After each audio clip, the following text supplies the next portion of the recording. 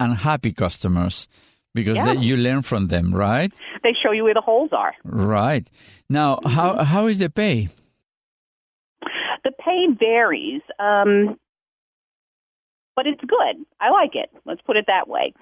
So, of course, there's more opportunity to increase earnings if I do a catering event for 50 people versus a dinner party for 5. Of course. But then also, when you put it in perspective, the dinner party for 5 is going to take me, 2 days worth of work to buy the ingredients, prep the ingredients, and then go to the client site and work for a couple of hours there and prepare the meal, serve it, clean up, and go.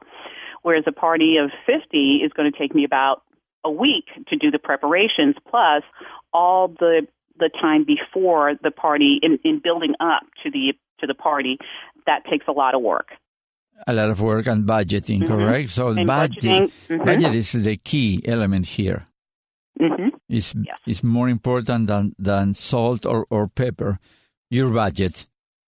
My budget, yeah. I think my budget might be as important as salt, because if you don't salt the food, So go well. How do you do a budget for your job? I don't know anything about your industry, so this probably sounds naive, but how do you do it? I mean, do you get your vendors, the same vendors, you change vendors, there are days of the week that is better to buy the merchandise? How do you do it? Well, a lot of the things that you mentioned play a part. Now, for me, because I'm relatively small when I do this, I can still shop at some of the local retail locations. I do a lot of shopping at Costco, a lot of shopping at Restaurant Depot. I do some online shopping, and I visit all of my local supermarkets looking for bargains. What's on sale, and how can I turn what's on sale into a menu item that I can sell? So in all the research that I've done, it says you want to keep your food cost to about 30%. So I look at it like, okay, so 30% of 100, that's, let's say, 30 cents on every dollar has to be like my food cost. I see. So and on top of that's that, one thing. On top of that, you have to spend in, your team, the rentals and all that. Yes. Mm-hmm. That doesn't come up very often where I have to do rental packages, but for my team, absolutely. So I have to budget that in. Like, what am I going to pay my team that comes in? And basically what I do is just hire other friends that are chefs and people who are in this wealth work as well, or gig work, and we just work together. So another thing that I have to distinguish for my customers when I'm putting proposals together and I'm budgeting all of this is to have them understand that the actual price per person, let's just throw it out there and say it's $25 a person, that includes everything before I get to the site. So that has to cover my food costs, it has to cover my transportation, it has to cover my staff, yada, yada, yada. And then when I get to the site, I always have staff with me. So if I'm doing a party that's maybe 10 people, I have one staff person. If I have a party that's 15 to 20 people, I have 2 staff people. So basically, I try to average myself plus one person for every 20 people when I'm doing a large event. So this way, the customer understands, okay, so this is what it's going to cost me per person, and I've got a second expense when I have the staff come on site. So oftentimes people think, okay, well, you know what, I get a lot of requests for $15 a person. That's my budget. And I'm like, okay, but you realize that's not going to cover your staff to feed your people. Mm-hmm. Oh, no, I didn't know that. Or they say, yes, I'm aware of that. I'm like, okay, so I don't have a problem. But budgeting, I will ask my customers, what do they want to spend for this type of event? And the reason I ask that question is because if someone has a $10 per person budget and they want beef tenderloin, that's probably not going to happen. Yeah, of course. So if they tell me they have $20, $30, $40 a person, then I can do more elaborate things. I can do lamb chops. I can do beef tenderloin. I can do Maryland crab cakes. I can do salmon with béarnaise sauce. So there's a sliding scale depending on what it is that you want to spend, and I'll create a menu based on that. So you don't have like a menu, a printed menu. You make the menu according to the request of your client.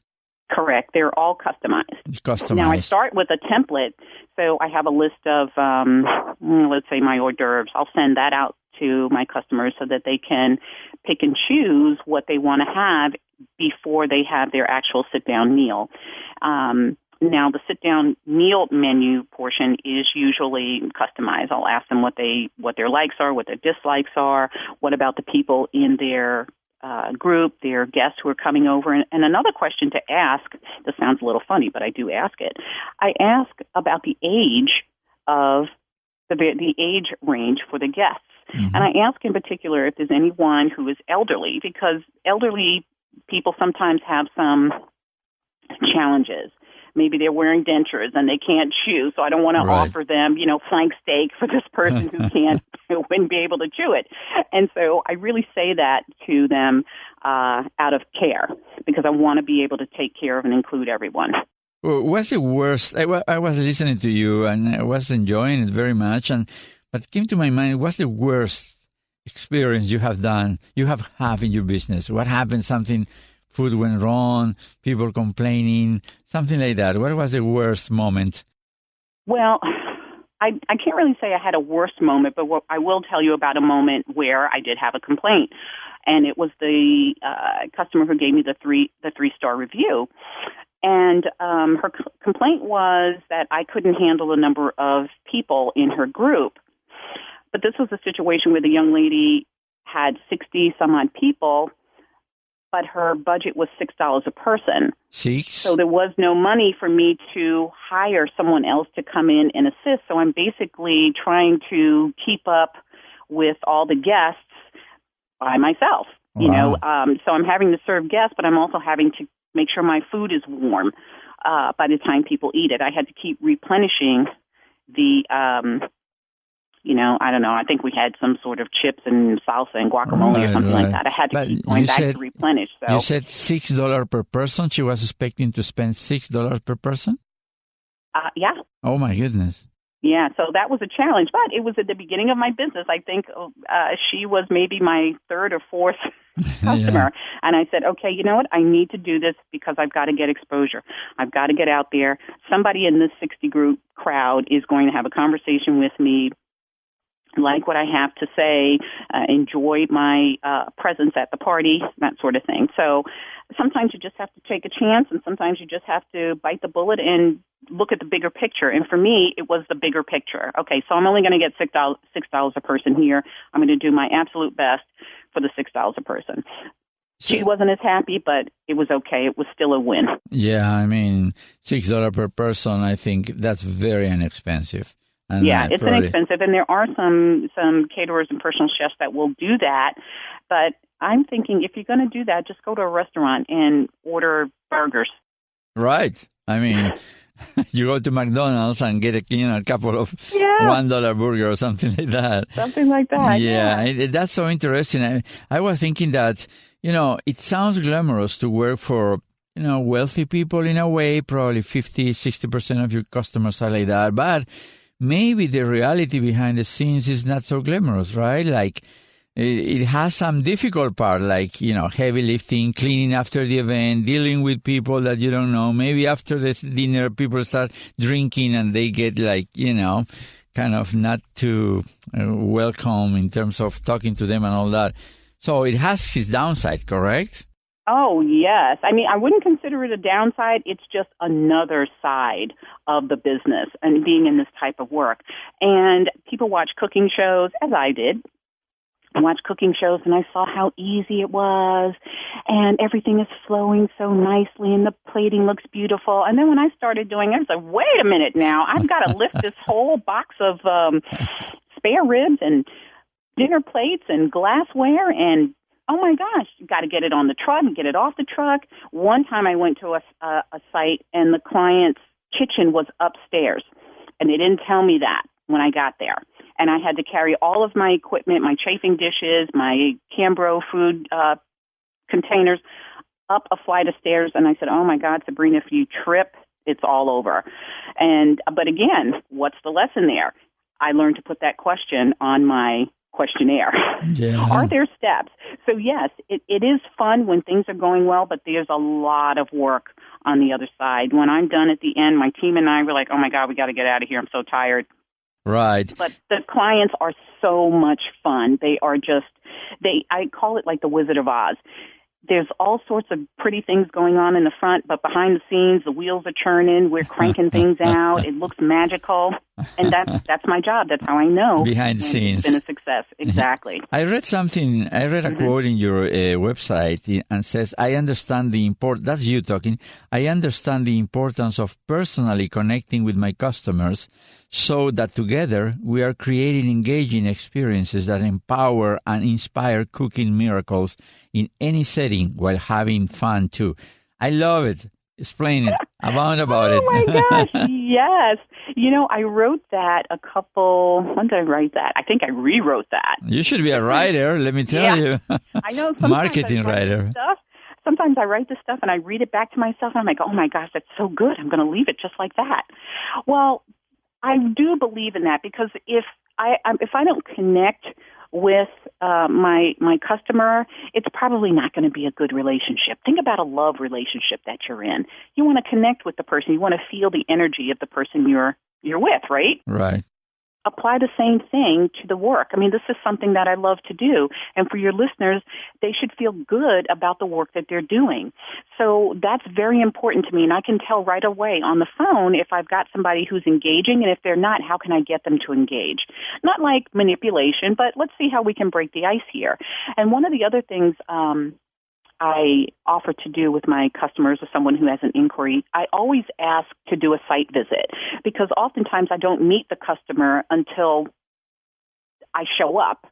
So I try not to do that. So, for example, if I'm doing a wedding that I've been contracted through by a wedding coordinator, I oftentimes will not meet the couple until I arrive.